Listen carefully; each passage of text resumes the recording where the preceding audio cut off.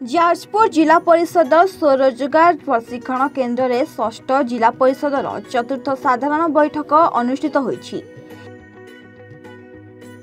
जिलार समस्त पंचायत थिबा पानीय जल गमनागमन कृषि स्वास्थ्य मनरेगा आदि समस्यार समाधान करिया पई परिषद सभ्य प्रस्ताव देथिले। विशेषकर उठा जलसेचन ग्राम्य पानीय जल स्वास्थ्य सेवा लगी बाकी थिबा कार्य संपूर्ण करने को जिला प्रकल्प उन्नयन अधिकारी निर्देश देथिले। परिषद सभ्य माने निज अंचल उन्नति लगी जो प्रस्ताव रखिथिले ताहा पूरण लगी आलोचना करा जायथिला। जिला परिषद उपसभापति कहिसंती परिषद सभ्य माने निज अंचल उन्नति लगी जो प्रस्ताव रखिथिले ताहा पूरण लगी आलोचना करा जायथिबा जिला परिषद उपसभापति कहिसंती। एही बैठक में जिला परिषद सभापति नलिनी प्रभा जेना अतिरिक्त जिलापाल शुभेन्द्र सामल प्रमुख उपस्थित रहिथिबा जणा पड़िछि। गणेश्वर बराल जिला परिषद उपसभापति जाजपुर मोर जहाँ जी एजेंडा था आम ओडिशा नवीन ओडिशा कार्यक्रम विषय था आमर MGNRG कार्यक्रम विषय था आलोचना मिशन शक्ति ओडिशा जीविका मिशन कार्यक्रम आलोचना था।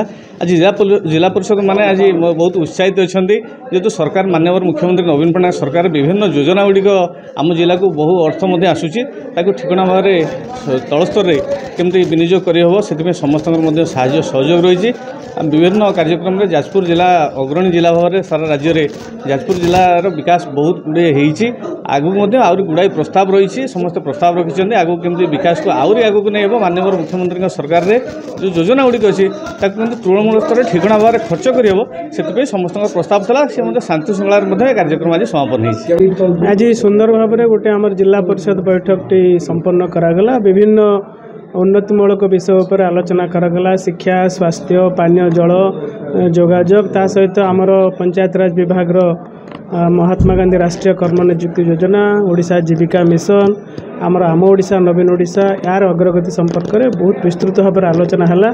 सबू सदस्य माने गठनमूलक प्रस्ताव रखिंट आम निश्चित भाव में कार्यकारी करूँ। केतटा जगार कार्यकारी पूर्व बैठक हो पारि ना ताकू आम अनुध्यान करके निश्चित भाव में से सब केमती शीघ्र आरंभ हो पार ता उपरे दृढ़ पदक्षेप ग्रहण करूँ।